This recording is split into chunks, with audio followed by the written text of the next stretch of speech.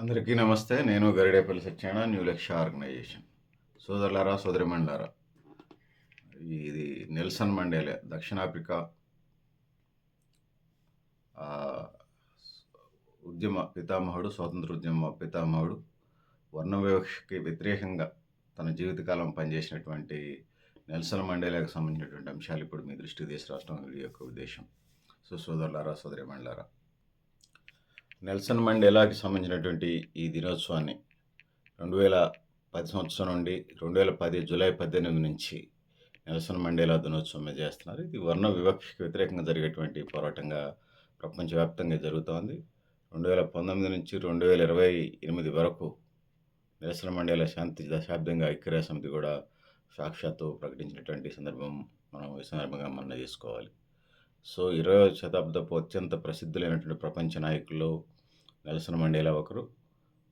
తన జీవితకాలంలో 26 సంవత్సరాల పైగా జైల్లోనే గడిపారు.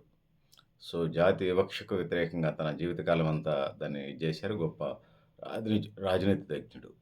దక్షిణాఫ్రికా స్థాపించినటువంటి లేకపోతే దక్షిణాఫ్రికా సమానత్వం కోసం, న్యాయం కోసం పోరాడినటువంటి, శాంతిని స్థాపించి దక్షిణాఫ్రికా జాతిపితగా పేరు పొందారు. దక్షిణాఫ్రికా మొదటి అధ్యక్షులు 1994 నుంచి 99 దాకా మొదటి అధ్యక్షులు కూడా ఆయన. సో నెల్సన్ మండేలా 1918 జూలై 18వ తారీఖు నాడు 1918 జూలై 18వ తారీఖు నాడు దక్షిణాఫ్రికాలోని యూనియన్ మెజోలా తెంబు ఒక రాజకుటుంబంలో పుట్టినటువంటి అతను. వృత్తిరీత్యా ఒక న్యాయవాది. సో దక్షిణాఫ్రికాకి మొట్టమొదటి నల్లజాతీయ న్యాయవాదుల్లో ఒకరిగా జోహన్నెస్బర్గ్లో ప్రాక్టీస్ ప్రారంభించాడు. 1945 ఆఫ్రికన్ నేషనల్ కాంగ్రెస్లో చేరారు. 1943లోనే 1994లో దాన్ని యూత్ లీగ్ స్థాపించారు. దాని తర్వాత వలసవాద వ్యతిరేక కార్యకర్త అయ్యారు. నేషనలిస్ట్ పార్టీ అప్పుడు తెల్లజాతి మైనారిటీ ప్రభుత్వాన్ని ఏర్పాటు చేసి వర్ణవివక్ష పాలన ప్రవేశపెట్టింది. సో నెల్సన్ మండేలా ఎవరైతే ఆఫ్రికన్ నేషనల్ కాంగ్రెస్ నేషనలిస్ట్ పార్టీని పాలన పడగొట్టడానికి, జాతీయ వివక్ష వ్యతిరేక విధానాలకు వ్యతిరేకంగా ఆయన పోరాడారు. దానికోసం యజ్ఞం ప్రారంభించారు. సో ఆ యజ్ఞంలో ఆయన ఏదైతే ఉందో ఒక సాయుధ పోరాటం చేశారని అనుకోవచ్చు. సో అందుకోసం అల్జీరియా, క్యూబా అనుసరించిన గెరిల్లా ఏదైతే ఉందో వార్ఫేర్ టెక్నికల్ నుండి ప్రేరణ పొందినటువంటి నెల్సన్ మండేలా ఆ విధంగా దక్షిణాఫ్రికా వర్ణ వివక్ష పోరాట ఉద్యమానికి ప్రధాన నాయకుడిగా అంచెలంచెలుగా ఎదిగారు. అనేకసార్లు అరెస్ట్ అయ్యారు. 1962లో రివోనియా విచారణలో ఆయనకు యావజ్జీవ ఖైదు విధించింది ఆ ప్రభుత్వం. ఎక్కడైతే దక్షిణాఫ్రికాలో ఉన్నదో అది. ఈ క్రమంలోనే ఆయన చాలా సంవత్సరాలు జైల్లోనే గడిపారు. సో 1964 నుండి 1982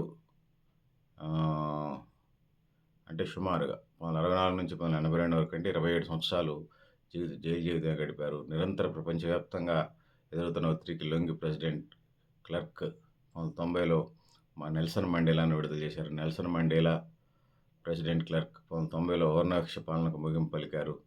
సో తద్వారా బహుళజాతి ప్రజాస్వామ్య ఎన్నికలు జరిగినాయి.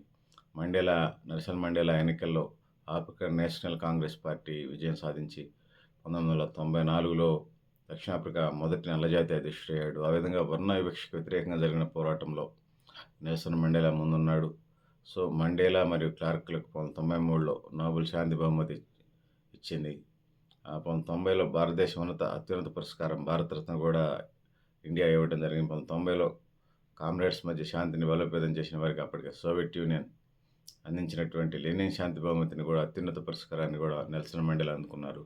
సో ఆ విధంగా జాతి వివక్షకు వ్యతిరేకంగా జరిగినటువంటి పోరాటంలో జైలు మీద ఆయన జైలు జీవితంలో అనేక ఇవి కూడా మనం చూడవచ్చు. అనేక చిత్రహింసలు పెట్టారు. చీకటి గదిలో పెట్టారు. మంచినీళ్ళ బదులు యూరిన్ ఇచ్చి ఇబ్బందులు గురి చేశారు. సో అన్నం కూడా పెట్టలేదు. అనేక అనారోగ్యాలకు పాలు చేశారు. ఆ విధంగా ఆయన కంటి చూపును కూడా కొంత తగ్గిందని మనం ఆ సందర్భంలో మనం చెప్పుకోవచ్చు. సో సోదరులారా, సోదరిమణులారా, మీరు కూడా మీ అభిప్రాయం కామెంట్ బాక్స్లో రాయడం తెలియజేస్తూ, నేను గరిడేపల్లి సత్యనారాయణ, న్యూ లక్ష్య ఆర్గనైజేషన్.